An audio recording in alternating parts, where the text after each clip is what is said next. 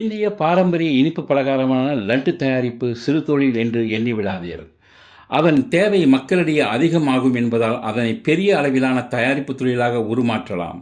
Johor மீஃபா எனும் மாசா இந்திய சமூக நல மேம்பாட்டுக் கழகம் ஏற்பாட்டில் நடைபெற்ற லட்டு செய்ய கற்றுக்கொள்வோம் எனும் ஒருநாள் தொழில் பயிற்சியை தொடக்கி வைத்து பேசிய அக்கழகத்தின் தலைவர் தமிழ் காவலர் டாக்டர் கே புருஷோத்தமன் அவ்வாறு கூறினார்.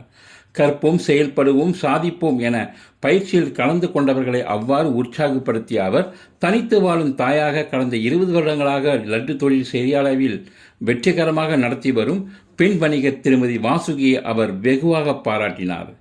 இவரை முன்னுதாரணமாக கொண்டு தனித்து வாழும் இந்திய தாய்மார்கள், குடும்பத் தலைவிகள் மற்றும் இளம்பெண்கள் இது போன்ற சுயதொழிலில் ஈடுபட துணிய வேண்டும். சிறிய தொழில் தொடங்கப்படும் இது போன்ற தொழில் பகுதி நேரம் அல்லது முழு நேர சுயதொழிலாக மட்டும் இல்லாமல் காலத்துக்கு ஏற்றவாறு அதனையே பெருந்தொழிலாக உருமாற்ற வேண்டும். அதேவேளை லட்டு தயாரிப்பு சிறந்த தொழில் தேர்வு என்று அதற்கான தேவை இன்று நாட்டில் அதிகரித்துள்ளது என்பதையும் அவர் சுட்டிக்காட்டினார்.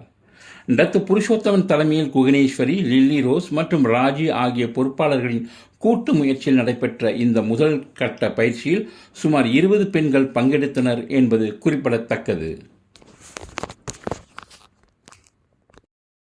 உண்மையிலேயே மகிழ்ச்சியாக இருக்கின்றது. தனியா இருந்து நம்மளால வாழ முடியும், நம்மளால சாதிக்க முடியுங்கிற ஒரு எண்ணத்தோடு அவர்கள் செயல்படுகிறார்கள். அந்த வகையில பாருங்க, நம்ம எல்லாம் இன்னைக்கு இந்த பயிற்சியை நம்ம செய்யறோம் அப்படின்னா, ஒவ்வொருத்தரும் வாழ்க்கையில முன்னுக்கு வரணும், அவங்க சொந்த முயற்சி எடுத்து தொழில் பண்ணணும். இப்ப லட்டு எல்லாம் என்பது ஒரு நல்ல பிசினஸ். நிறைய பேர் இப்போ லட்டுக்காக வந்துகிட்டு கேட்டுக்கிட்டு இருக்காங்க. நீங்க பாத்தீங்கன்னா சிங்கப்பூர்ல ரொம்ப பேர் சப்ளை பண்ணிட்டு இருக்காங்க. சிங்கப்பூர்ல 10வது லட்டு, அவ்வளவு லட்டு கேட்கிறாங்க சிங்கப்பூருக்கு.